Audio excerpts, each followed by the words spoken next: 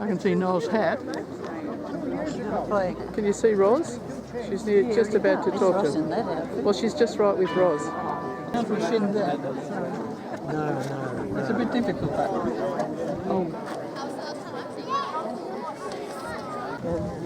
That's called Catherine, right? There we go. Grandson sounds better.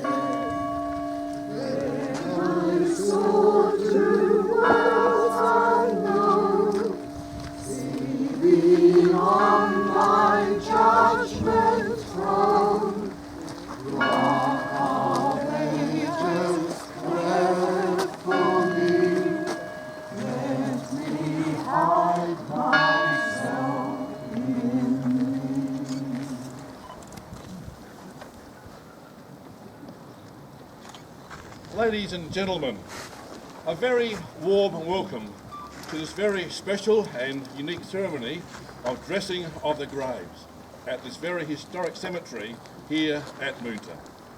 My name is Reverend Ian Giles from the Moonta and District Uniting Church. To commence our ceremony, we will join with the students of the Moonta Area School who will lead us in the singing of the National Anthem. Following the anthem, we ask the choir move to the children's graves in readiness for our first citation. Thank you. We share together in the National Anthem.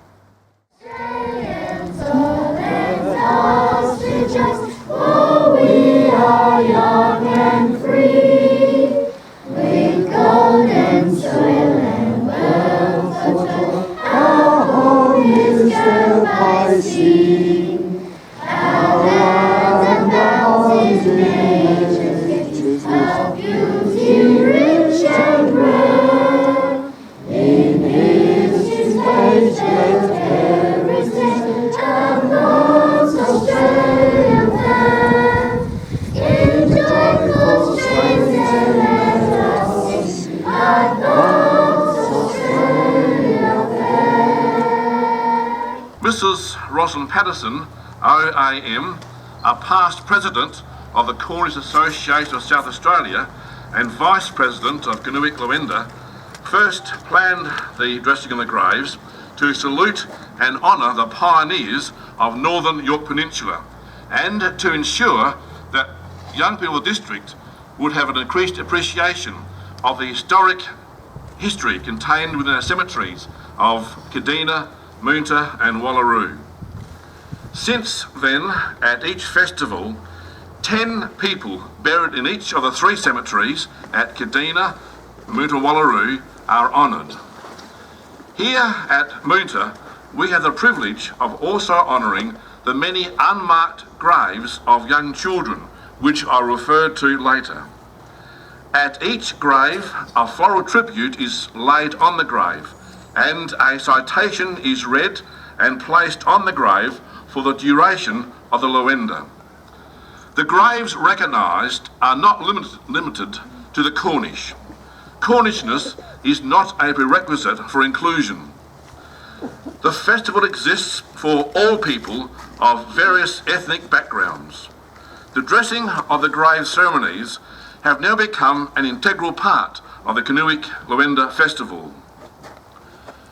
Cemeteries are sacred and special places, each telling their own unique story, history and heritage.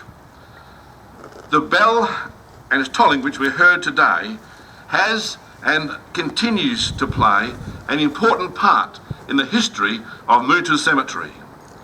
J.H. Horwood and Company of Adelaide cast the 543-pound bell from Moonta copper in 1896. It was erected by Horwood's employee Henry Swanston on a 25-foot high steel tower on a slight rise in the centre of the cemetery in September of that year. The cost was £75. Moonta Cemetery reminds us of the sad and harsh conditions of the past and tragic cases of many babies and young children who died as a result of the diphtheria and typhoid plagues of the 1870s and the 1880s. Many of these little children are buried in unmarked graves. Today, at the beginning of our ceremony, we will honour and remember these young children. The Moonta Area School Year 3 to 7 class and choir has always been an integral part of this commemoration, and we thank them for being here today and for playing such an important part. We also express our appreciation and we say thank you to all who have in any way been involved in planning and making this ceremony possible. The District Council of the Copper Coast, the Moonta Progress Association and the students and staff from the Moonta Area School.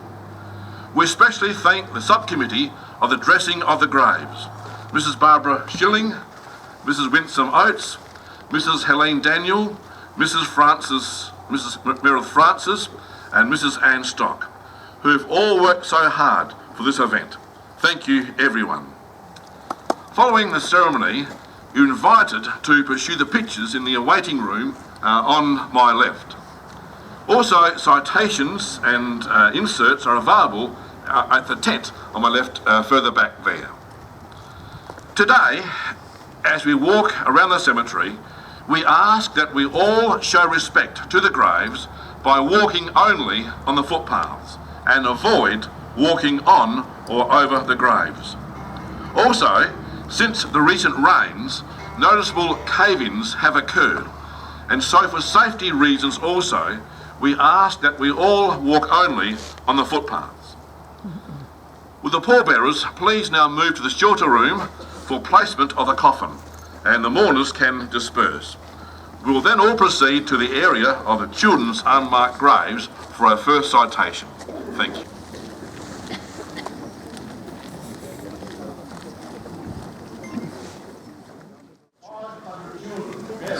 In unmarked graves in the Moonta Cemetery. The children died mainly of infectious diseases such as typhoid, diphtheria, dysentery, scarlet fever, whooping cough, measles, scarlatina.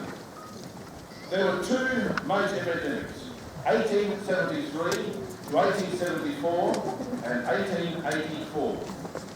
In 1873, records show that 327 burials took place. The cause of death being mainly typhoid fever.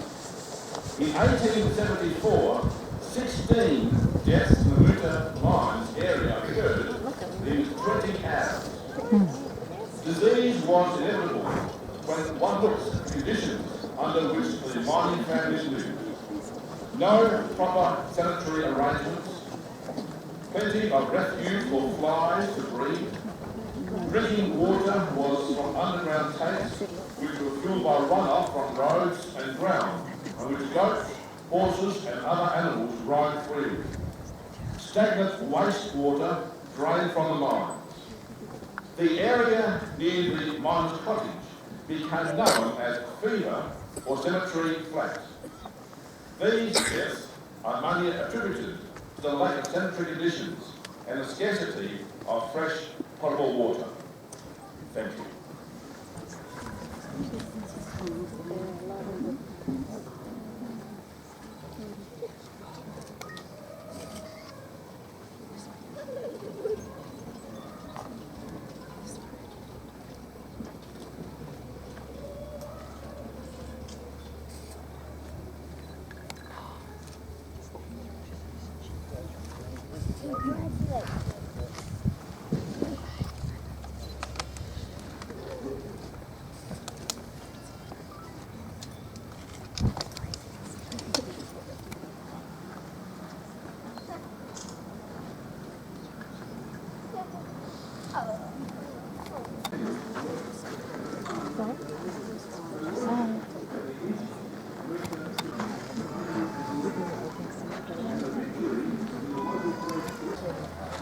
Thomas Hicks, son of George and Elizabeth Hicks, née Eddie, was born in St Just, Cornwall on the 6th of January 1837.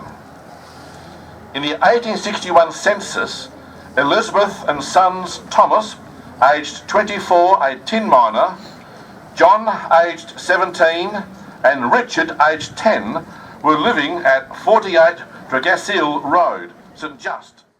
In the woodlands, sorry,